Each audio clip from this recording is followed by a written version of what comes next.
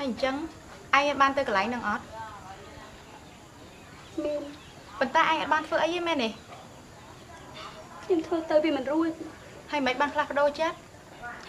រឿងនេះវាធំខ្លាំងណាស់បងខ្ញុំត្រូវនិយាយជាមួយអង្គភាពសិន ហើយឯងក៏គួរតែមករកបងស្រីឯងឲ្យជួយដែរណែចាណាបើសិនជាឯងសម្រេចចិត្តថាមិនចង់ទុកកូននោះទេ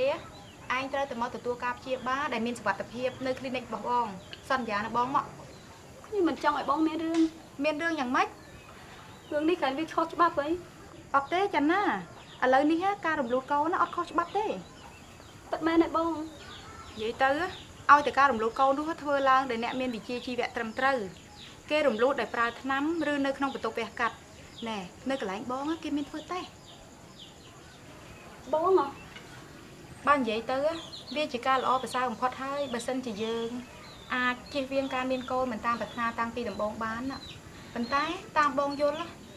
នៅតែមានផ្លត់ស្នៀតជាបំផុតបើឯងសម្រេចចិត្តថាចង់ធ្វើអញ្ចឹងមែនណាបងអាចជួយឯងបាន ប៉ិតមែនទេបង ចំណា បង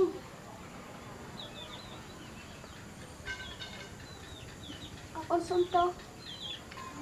អត់ទេបងឲ្យ